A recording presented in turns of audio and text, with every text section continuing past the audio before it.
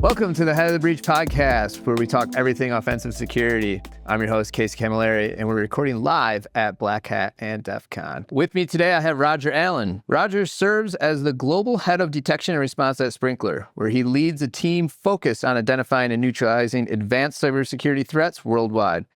With extensive experience building and scaling security operations centers, Roger champions data-driven detection strategies and designs programs to prevent analyst fatigue.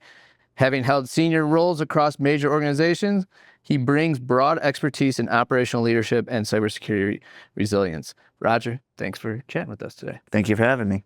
So, in your day-to-day job, what do you do? That title could mean you do a lot of different things. Honestly, I'm a very blessed leader. I've got phenomenal staff under me, and my job is to remove the roadblocks so that they can do what they know they need to do. Got it. And so that's number one, that's a great leader. But you see a lot of different attacks. What has changed, in the past 5 years that you've seen with the attack landscape? What are attackers doing? It's shifting. Attackers are becoming much more knowledgeable. They have an engineering background. They understand, the cloud environments, the machines that they're attacking much more in depth. They're not coming in and, you don't see hackers coming in and type, "Who am I?" or, basic little key indicators that you used to see that would give you that initial compromise indication. So you have to be much more robust and understand what the outcome is and focus your detections on the outcomes as opposed to focusing on the actions that lead to the outcomes. Yeah, so they're definitely way better at evading defense controls. They're better at evading defense controls, and when they land, they know exactly what to do and what they're looking for. So it's much more prevalent to detect that outcome base as opposed to just detecting an action base. So where does that make things hard for you on the detection and defending side? It's hard because they are engineers themselves, and their actions will actually very closely emulate what an engineer would do. So deciphering between BAU activity of an engineer and adversarial activity is becoming much more challenging because they're very closely intertwined nowadays. Yeah. So if someone was looking at building up their program, getting better at detecting these attackers, where would you say their primary focus should be? It's a good question, and I think it really depends on where they are in their maturity journey. If you're a new company, I would say you need to focus on what we call lulbins. What are the known binaries that are on there?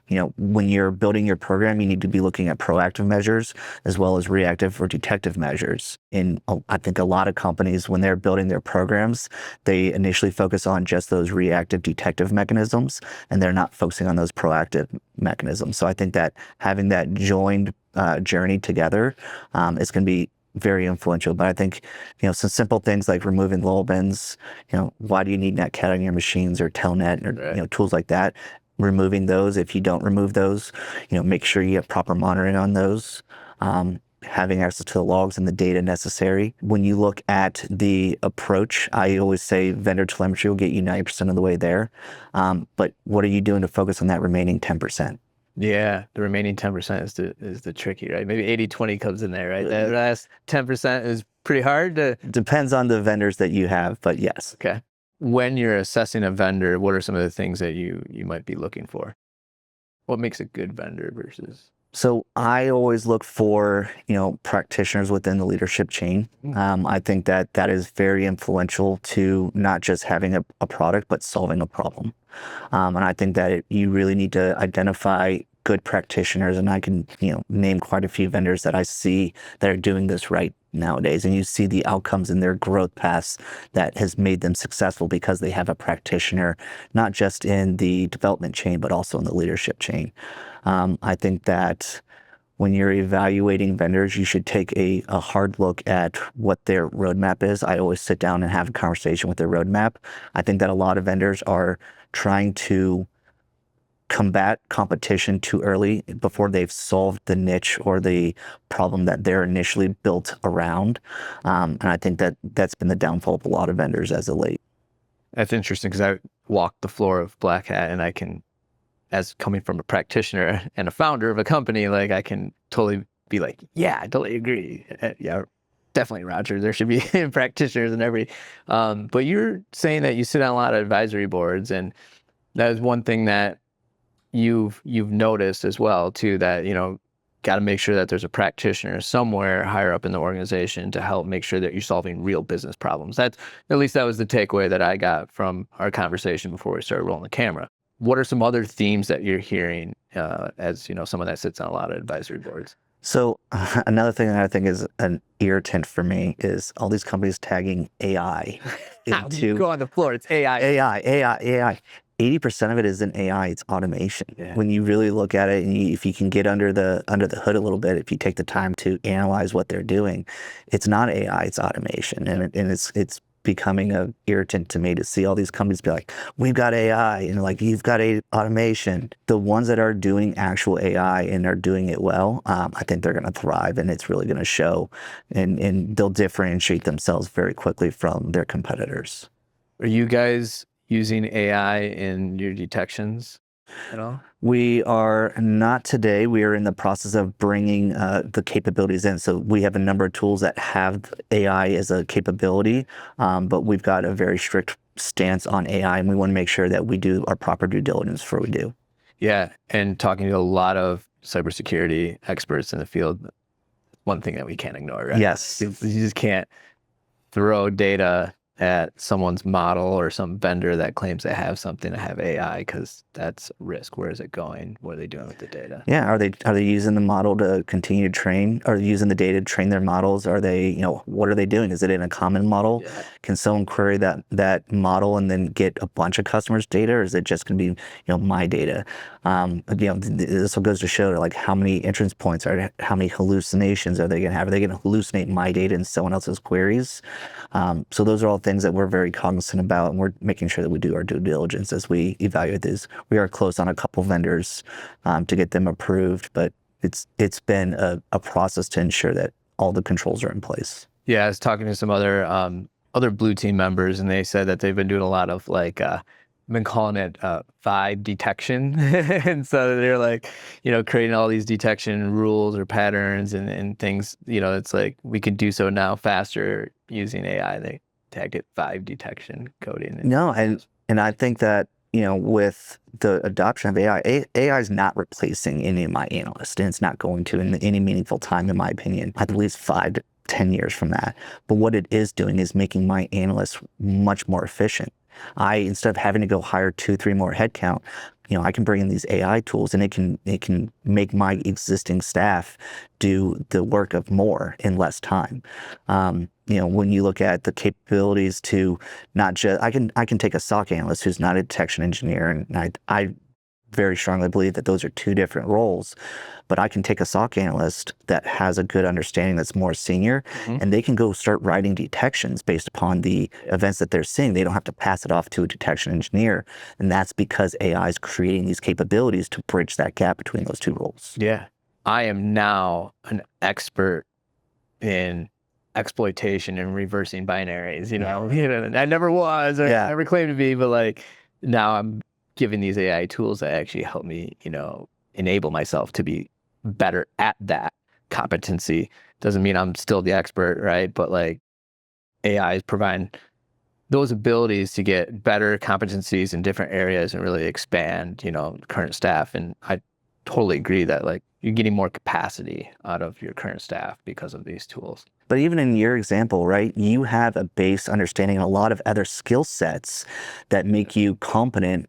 Just you don't have the specific skill set for the RE, but AI can come in, fill that gap for you, and make you a more effective, adversary for that particular aspect of it. So that's where I feel like AI is today. AI is not replacing, at least in the security industry, AI is not replacing our staff. It is supplementing our staff and making them more versatile and more impactful across multiple roles. We won't talk about AI anymore. Okay. Because, there's this bunch of AI all over this, conference, and that's a really great perspective, though, Roger.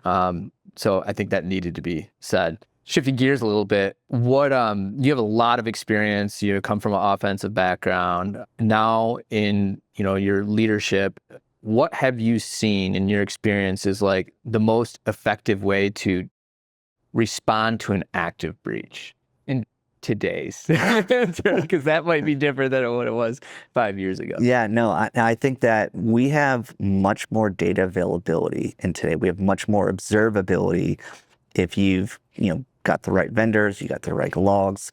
And I think that it really comes down to, understanding, where we are in that kill chain. What are those next steps? I think, coming from an offensive background, we're able to much more anticipate what is this adversary going? Where are they trending towards? What are they targeting? All right, they've got their initial access, they've established their persistence, they've laterally moved here. What is it that they're targeting? And I think it makes us much more capable of kind of cutting them off and then working backwards to eradicate. So I think that's really the business context that we bring in from the offensive side of the house. Yeah. And what do you have to do to prepare for a breach scenario? What have you found to be the best must-haves that any organization should have to be prepared for breach? Repetitions. I think that's the big thing. My team does scenarios where we kind of simulate different activities or types. We do that in addition to our tabletops that we do, where we engage the executives and we engage all the engineering teams. But what are we doing as a security operations team to be able to identify and respond? What are the actions that we're going to take if it's, a malware exploitation? Are we going to contain a host? Are we going to, and even thinking cloud native, when you're a product, when your company has a product, are you going to just go and net contain a product host and shut down part of production? Probably not. So what are the implications? Do you have a plan for the tier rankings of, the severity of if a attacker makes it to this point versus this point? What are your actions? Are you going to monitor? Are you going to contain? What are you going to do? So I think going through our scenarios and kind of building those workflows and understanding that plan is the most critical. Yeah. Wow. Practice being prepared, right? Absolutely. Very similar to, firefighting or being a soldier or any of those things. You want to put the repetitions in. You don't want to be in that situation and wonder what to do or be like, hey, I think we did this once. You want to know, you want to rehearse, you want it to be second nature. You don't want to question yourself. You don't want to question your team. And I've got the utmost confidence in my team to be able to carry out those activities. That's awesome. And what do you do today for proactive security? So we have a dedicated product security team. We work very closely with them as we see different activity within our environment. A lot of activity you'll see prior to an adversary gaining access to your environment through your engineers. They're going to find very creative ways to try and do intended things just in very obscure ways. And as you find those activities, it's important to take that as a learning opportunity and incorporate that into your defensive strategy. So you may be something where someone uses a binary, such as if you have netcat in your environment, are they using netcat just to test port on a machine to make sure that it's responding the way it's supposed to? Okay, well now we need to go make sure we're taking out netcat or telnet or any of those. Are they trying to use SCP to move data between different machines instead of bringing it in the way they should? Okay, well let's monitor SCP. What are the conditions that SCP would be useful? What are the conditions that would be malicious? And how can we build proper detections that would differentiate between those two? So if we have SCPs going to an internal subnet, maybe it's not such a big deal. If we got SCPs going to an external source, we've got big problems. This goes back to what you were saying with wildbins. Yep. It's kind of that's a great opportunity to actually take the legit use of them to help you learn what malicious use of them would look like. And that's because the threat actors have just evolved to utilize the tools that are there, living off the land, and just also do that to evade detections. But to your point, if you can't detect that misuse of it, missed opportunity. Absolutely. And then a lot of vendor telemetry will come in and they'll say SCP usage is a worthless, kind of detection in a lot of cases, because SCP is very commonly used by engineers for legitimate business purposes. So how do you take that alert and enrich it and say, hey, let's put business context in it and put limitations around it. And, if you're just living off vendor telemetry, it's going to get you 80% of the way there, 90% of the way there. How do you fill that remaining 10%, put that business context into it and make it an effective detection? And I think that's, where we're going in kind of the paradigm shift is we're able to drive, in a lot of cases, we're able to drive the high fidelity detections and drive down the noise. Yeah. Like Sally from HR is probably not SCPing something, as part of her. Correct. Yes. Right? Although, Sally. You'd be surprised. Yeah. I've seen, what are you doing? Oh, this is how we transfer this audit document. Oh, okay. That's different. Yeah. So yeah, it's. Context is. People are becoming more technically aware, right? They're learning about all these different tools. People are moving towards Macs, and Macs have a terminal, and people are learning about the terminal left and right. Actually, where I was going to go next, which is like, what do you do in the world where you do have like Macs in your environment, and you do have all these tools available to you? Is it still worthwhile to build detections around those? Do you restrict them? Do you remove them? What do you? It depends. And it kind of goes back to where are you at in your security journey, right? If you're a new startup, you'll probably be less restrictive on your endpoints. If you're an enterprise company, you're going to put a lot more restrictions in place, and you'll removing pseudo privileges, all those types of things I think will play a major part. You'll remove and restrict binaries. There's just a number of different things as you go through that journey of maturity. You'll kind of engage that. And I think that's the big thing that a lot of companies, these early companies, as they just start going through, they skip that proactive measures and they just go to the detective reactive measures. And they're always chasing fires instead of preventing fires. Listen, if you made it this far, I'm just going to ask you for one favor. Most of you listening right now haven't subscribed. Go ahead, feed that algorithm, and support us by clicking subscribe. Doing so allows me to bring you great content and allows us to bring more exceptional guests onto the podcast. Go ahead, hit subscribe. I appreciate it.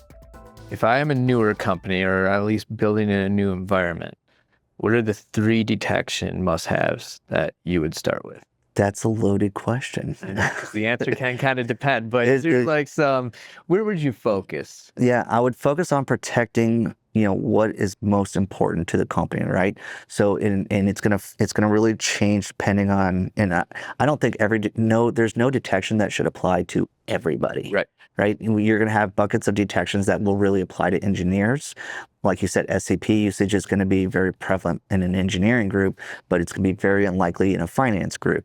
So if I see SCP on a finance group, much should be a detection. But if I see an engineering group, very much more context is going to be required. So I would say, how are they accessing what data, right? So finance is going to have different data sets than engineering. So I would focus on what is our most important data sets at that point in time. And I think that's really going to be a partnership with, the business. And I think that's where security leaders really need to bridge that gap between technical aptitude, but also business acumen, and say, hey, I need to work with our senior leaders to understand what is our most important, at this point in time, what's our most important data? Is it our source code? Is it our customer data? Is it our internal data? And I think kind of building backwards from there. Yeah, it makes sense, right?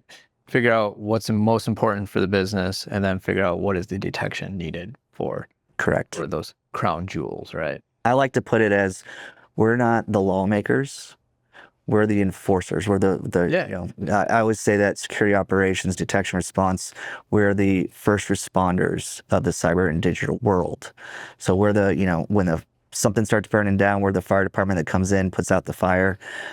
We're the EMS that gets them to emergency medical services, but we're not the doctor that's going to save their life. Yeah. And then, we're obviously the law enforcement. A lot of people are doing things just trying to do the job the best they can. They're trying to find the best way that they think they can do it. It's just not always the best when it comes to security and safeguarding data. Yeah. Roger, you gave a talk right before you came to this interview. So tell me a little bit more about that.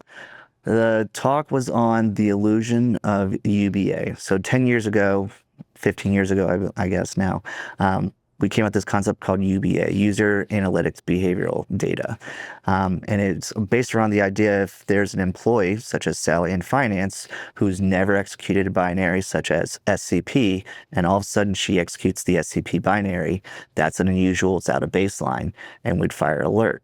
Well, in today's environment, people are trying new things all the time. Again, they're trying to do their job in the best of their ability, whether they're using some new SaaS tool, they're using some new local tool, whatever the case may be, and you're just getting UBA alerts just fired through the wazoo. And it's ineffective because most of that ends up being just noise, and you can't prioritize it. So we are, in partnership with a bunch of our vendors in different ways, are building context into these UBA alerts, and we don't let UBA alerts fire as alerts. We call them events of interest. And then all those events of interest are brought together and then they're correlated.